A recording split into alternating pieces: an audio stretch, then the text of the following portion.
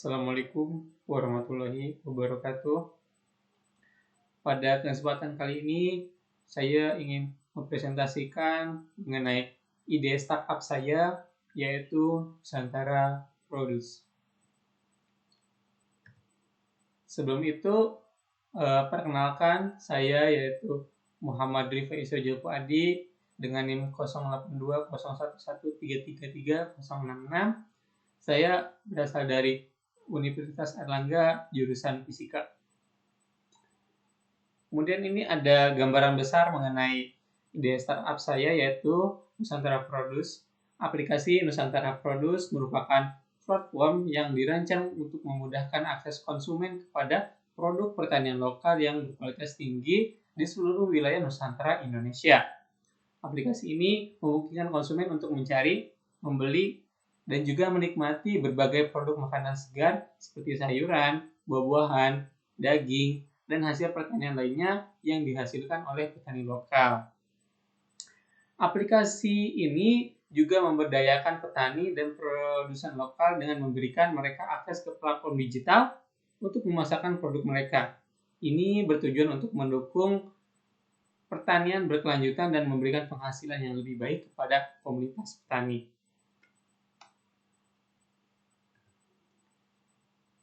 Kemudian ini ada daftar isi dari proposal yang saya buat.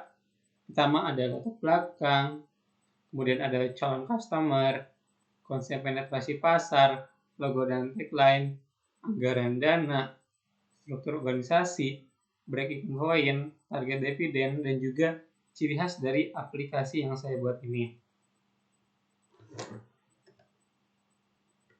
Pertama yaitu latar belakang. Di seluruh Nusantara Indonesia ini, pertanian adalah mata pencaharian utama bagi sebagian besar penduduk. Namun, banyak petani kecil menghadapi tantangan dalam menjual produk mereka dan mendapatkan harga yang adil. Nusantara Produce muncul sebagai tanggapan terhadap masalah ini dan sebagai upaya untuk mendukung pertanian berkelanjutan. Aplikasi ini bertujuan untuk membuat akses ke produk pertanian lokal menjadi lebih mudah bagi konsumen. Dengan menggunakan teknologi, aplikasi ini memungkinkan pengguna untuk mencari dan membeli produk pertanian lokal dengan cepat dan nyaman.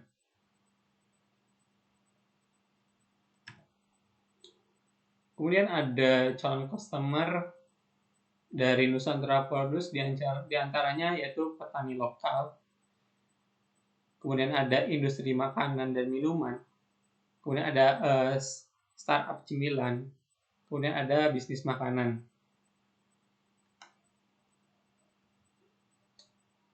Kemudian untuk konsep penetrasi pasar yaitu kita membuat kemitraan dengan bisnis makanan tentunya. Kemudian kita melakukan kerjasama juga dengan petani lokal. Kemudian selain itu kita mencoba untuk pemasangan iklan, baik itu di media cetak seperti koran, kemudian ada sosial media tentunya. Kemudian kami mencoba juga untuk pemasangan iklan di stasiun televisi. Kemudian ada logo dan tagline. Logo yang saya buat ini terdiri dari huruf N dan juga P yang mewakili nama dari Nusantara Produce. Warna hijau mempresentasikan warna daun dan kuning juga mempresentasikan dari warna jagung, sehingga logo tersebut mirip seperti tanaman yaitu jagung. Kemudian logo ini bermaksud untuk menjelaskan tentang hasil pertanian dari para petani di Nusantara ini. Kemudian ada tagline-nya yaitu From Farm to Your Table.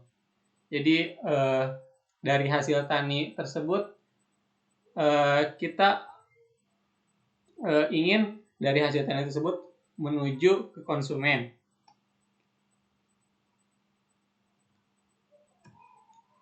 Kemudian ada anggaran dana.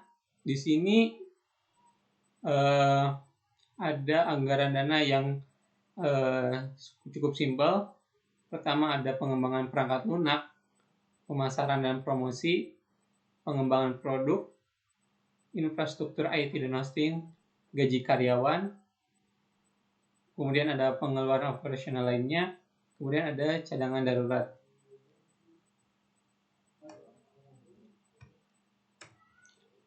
Kemudian ada struktur organisasi dari startup saya, yaitu pertama ada pendirian CEO, ini ada CTO, CMO, COO, kemudian ada kepala keuangan, manajer pengembangan produk, manajer layanan pelanggan, manajer operasional lapangan, kemudian ada tim pengembangan aplikasi, kemudian ada tim pemasaran dan promosi, tim layanan pelanggan, dan juga tim operasional lapangan. Kemudian ada break-even point. Waktu yang dibutuhkan bagi investor untuk mulai melihat keuntungan dari aplikasi Nusantara Produce akan sangat bervariasi dan sulit untuk diprediksi secara pasti.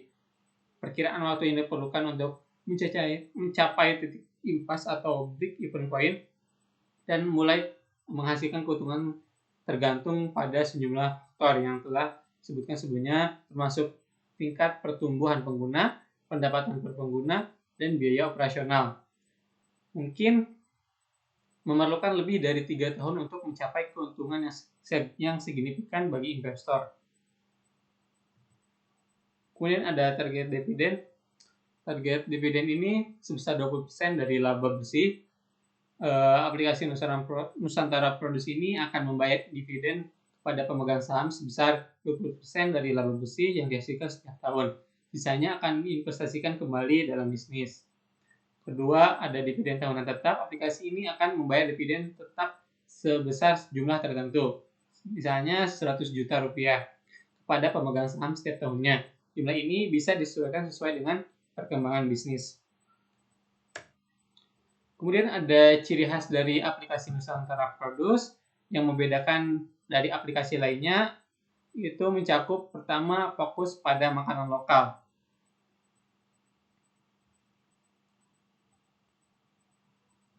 Jadi aplikasi ini secara khusus fokus pada produk makanan lokal Nusantara yang mencakup sayuran, buah-buahan, dan produk pertanian lainnya. Kemudian ada pertanian berkelanjutan. Nusantara Produce memiliki fokus yang kuat pada pertanian berkelanjutan dan praktik pertanian ramah lingkungan. Ini bisa menjadi ciri khas yang menarik bagi pengguna yang peduli dengan keberlanjutan dan asal-usul makanan mereka. Kemudian ada kemitraan dengan petani lokal. Kemudian 4 ada desain pengguna yang user friendly tentunya. Kemudian ada 5 informasi asal-usul produk. Aplikasi ini mungkin memberikan informasi mendalam tentang asal-usul produk, termasuk petani atau produsen yang menghasilkannya, praktik pertanian, dan cerita di balik setiap produknya. Kemudian ke-6 ada konektivitas dengan komunitas lain. Ke-7 kemudahan dalam pengiriman dan logistik. 8 kemampuan kostumisasi pesanan. Jadi memberikan kepada pengguna kemampuan untuk menyesuaikan pesanan mereka sesuai dengan preferensi makanan dan juga diet pribadi mereka. Mungkin itu saja presentasi dari saya. Mohon maaf bila ada kesalahan. Wassalamualaikum warahmatullahi wabarakatuh.